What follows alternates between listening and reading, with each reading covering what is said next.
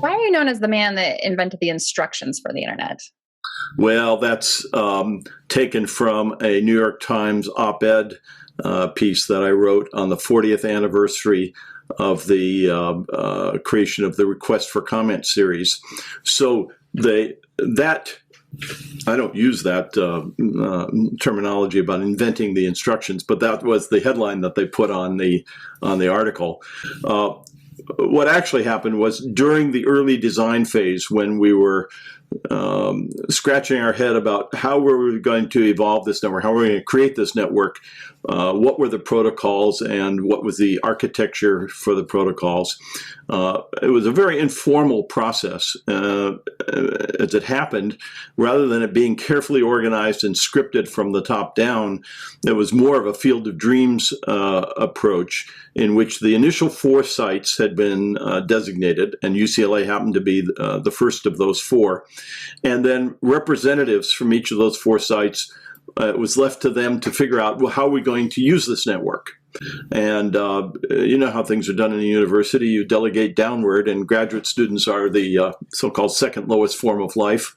And so graduate students at these institutions, or equivalent staff members, were the ones who were left for this minor job of just figuring out what the protocols should be to connect up the different machines. The hardware aspects and the hardware associated with the internet, with the ARPANET communications, the so-called IMPs, those were all formally contracted, and there was a careful plan, all of that, very, very well done. And then this minor detail of what were the host computers going to say to each other was, as I say, left as a kind of small exercise for graduate students.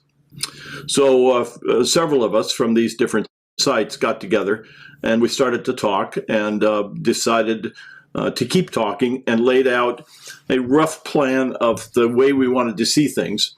And the most important aspect of it was that we knew that we didn't know all the answers, and that we were not going to design a complete system. We were going to design more like a toolkit and have it be extensible, and it would grow from there. And as part of that process, we talked informally. We had meetings every several weeks. And this was, of course, before there was a network. So the only way we had to communicate were either telephone or face-to-face, or by sending things on paper through the U.S. mail, which later became known as snail mail. But even then, we didn't have that term.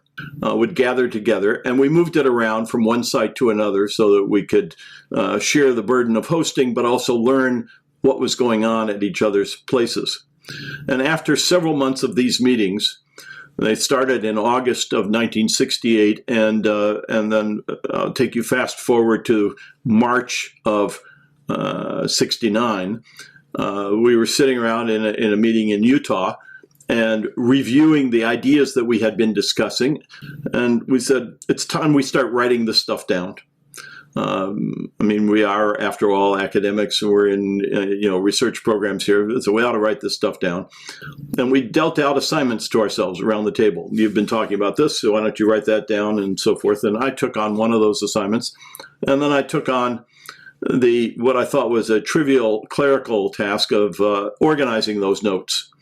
And went home, and I found that small clerical task was weighing very heavily on my mind, because I was fearful that the mere act of writing down what we were thinking about might trigger a backlash.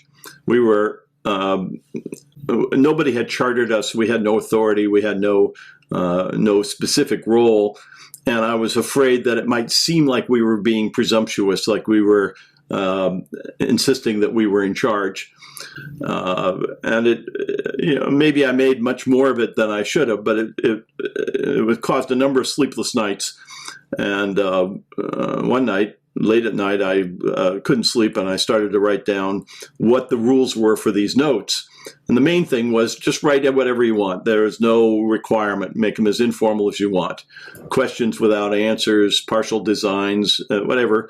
And the idea was to stimulate a conversation. One of the other people, Bill Duvall, had suggested using the term request for comments.